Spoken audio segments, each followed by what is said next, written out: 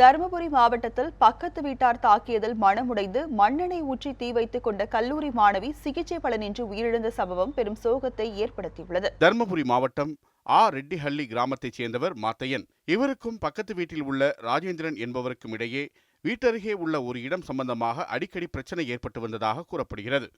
இந்நிலையில் கடந்த ஞாயிற்றுக்கிழமை மாலை ராஜேந்திரன் மற்றும் மாத்தையன் இடையே மீண்டும் பிரச்சனை ஏற்பட்டுள்ளது.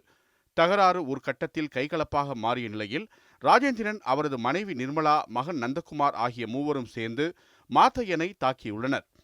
இதனை கண்ட மாத்தையன் மனைவி லதா, மகள் வித்யாஸ்ரீ ஆகியோர் வந்து தடுத்துள்ளனர். அப்பொழுது வித்யாஸ்ரீயை ராஜேந்திரன் குடும்பத்தினர் தகாத வார்த்தைகளால் திட்டியதோடு மட்டுமல்லாமல் சரமாரியாக தாக்கியுள்ளனர்.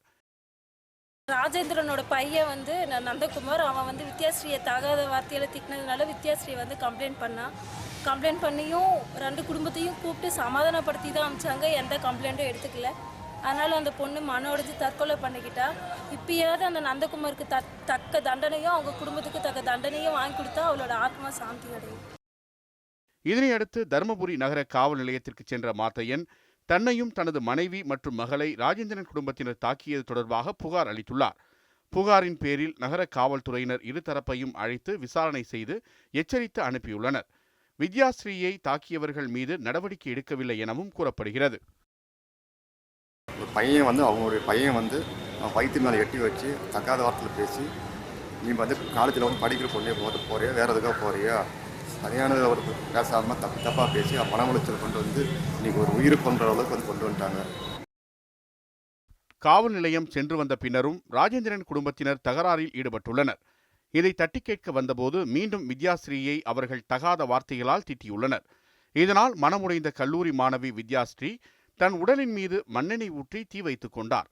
இதில் பலத்த தீக்காயமடைந்த அவரை மீட்ட உறவினர்கள் தருமபுரி அரசு மருத்துவக் கல்லூரி மருத்துவமனையில் சிகிச்சைக்காக சேர்த்தனர். ஆனால் தொடர் சிகிச்சை அளித்தும் பலனில்லாமல் அவர் உயிரிழந்தார். என்ன கூட்டு போயிட்டீங்களா, உங்களை பண்ணுறோம் பாரு, என்ன பண்ணுறோம் பாருன்னு சொல்லிட்டு சண்டை பிடிச்சிருக்காங்க. ஒரு தீய வார்த்தையில் பேசி அந்த பொண்ணு அப்போ தான் பாட்டியை வெளியே அனுப்பிட்டு அந்த பொண்ணு தாப்பாலை பொண்ணு இது பண்ணிக்கிடுச்சு சார். நெருப்பு கொளுத்திட்டு எரிஞ்சிடுச்சு. நேற்று நைட்டு 7 மணிக்கு இருக்கும் சார். 7 மணி இருக்கும், கொளுத்திட்டா சார். அதுக்கப்புறம் ஜிஹெச்சி கூப்பிட்டு வந்து இது மாதிரி பிரச்சனை ஆயிடுச்சு. இப்போ காலையில் 7-7:30க்கு உயிர் விட்டாங்க. இந்நிலையில் மாணவி உயிரிழப்பிற்கு காரணமான ராஜேந்திரன், அவரது மனைவி நிர்மலா மற்றும் மகன் நிர்மல்குமார் மீது நடவடிக்கை எடுக்க வேண்டும் என தருமபுரி நகர காவல் நிலையத்தில் வித்யாஸ்ரீ பெற்றோர் மீண்டும் புகார் அளித்துள்ளனர். இதையடுத்து நகர காவல்துறையினர் விசாரணை நடத்தி வருகின்றனர்.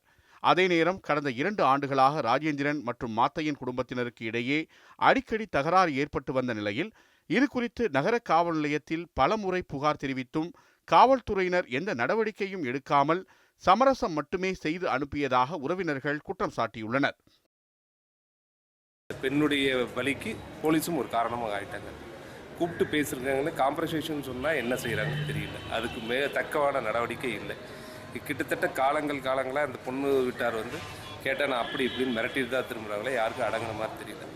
படிச்சிருந்த பொண்ணு இது காலமாச்சு. வித்யாஸ்ரீ தற்கொலைக்கு காவல்துறையின் அலட்சியம் மற்றும் ராஜேந்திரன் குடும்பத்தினரே காரணம் எனவும், எனவே முறையான விசாரணை நடத்தி தவறு செய்தவர்கள் மீது கடும் நடவடிக்கை எடுக்க வேண்டும் என்றும் இறந்த பெண்ணின் உறவினர்கள் கோரிக்கை விடுத்துள்ளனர். மணிகண்டன், நியூஸ் 7 தமிழ், தருமபுரி.